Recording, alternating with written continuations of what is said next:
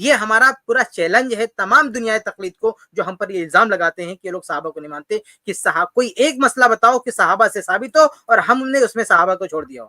ایسی کوئی مثال موجود نہیں ہے۔ اس کے برخلاف یہ جو تقلیدی دنیا، صرف ایک کی بات نہیں کر رہا ہوں، چاروں کی بات کر رہا ہوں، چاہے وہ حنفی ہوں، چاہے وہ مالکی ہوں، چاہے وہ شافعی ہوں، چاہے وہ حنبلی ہوں، ان چاروں کے یہاں دسیوں مسائل ایسے ہیں، ایک دو نہیں، درجنوں مسائل ایسے ہیں جو قرآن و حدیث خلاف ہیں، صحابہ کرام کے بھی خلاف ہیں، لیکن اس کو یہ گلے لگائے پھرتے ہیں، اس سے یہ چمٹے ہوئے ہیں۔ میں نے ایسی کچھ مثالیں اپنی طلاق والی کتاب میں پیش کی ہے کہ کس طرح سے قرآن و حدیث کی دلیل موجود ہے، صحابہ کرام کے اقوال موجود ہیں، ان کے فتاوی موجود ہے، لیکن یہ کسی اور ڈگر پہ جا رہے ہیں، یہ انہوں نے کوئی اور مسلک اپنایا ہوا ہے جو صحابی میں سے کسی سے بھی ثابت نہیں ہے۔ تو ایسی ان کے یہاں مثالیں موجود ہیں، لیکن اہل حدیث کے ہاں آپ کوئی ایک مسئلہ بتاؤ، ہم آپ کے یہاں درجنوں مسئلے بتا سکتے ہیں کہ صحابہ کرام کے خلاف آپ ہو، صحابہ کے طریقے کے خلاف آپ ہو، ہم نے لکھ بھی دیا ہے طلاق والی کتاب میں، بلکہ اس پر میری ایک پوری کتاب انشاءاللہ آئے گی۔ یعنی وہ چاروں مسلک کے علماء، ہم ایک پر بات کریں تو وہ مثال ہے، میں تو چاروں مسلک کے ایسے اقوال اور ایسی باتیں اکٹھا کر رہا ہوں، انشاءاللہ ہماری کتاب آئے گی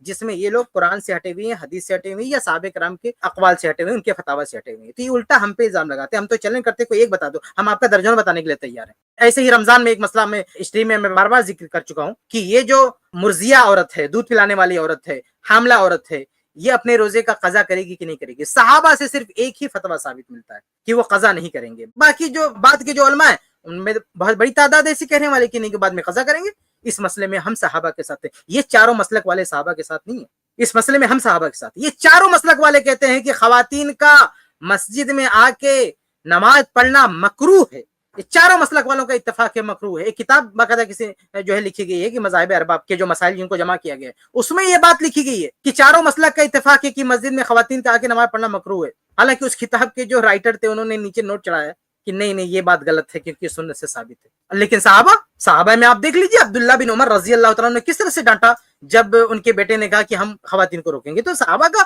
فتویٰ، ان کا منہج، ان کا طریقہ ہمارے ساتھ ہے، ہم اس کو لیے، لیکن آپ نے خواتین کے لیے مسجد کے دروازے بند کر دیے، یہ اور اس کے باوجود بھی آپ دعویٰ کریں گے کہ ہم صحابہ کرام کو لے کے چلتے ہیں۔ یہ اہل حدیث ہیں جو صحابہ کرام اس مسئلے میں بھی صحابہ کرام کے ساتھ ہیں۔ بہرحال ایسی بہت ساری مثالیں ہیں کہ صحابہ کا فہم، صحابہ کا منہج، صحابہ کا طریقہ ہمارے ساتھ ہے، ان کے ساتھ نہیں ہے۔ اس لیے یہ الزام لگانا کہ ان لوگوں نے صحابہ کو چھوڑ دیا، یہ الٹا چور کوتوال کو ڈانٹنے والی بات ہے، سراسر بہتان، اس کی کوئی حقیقت نہیں۔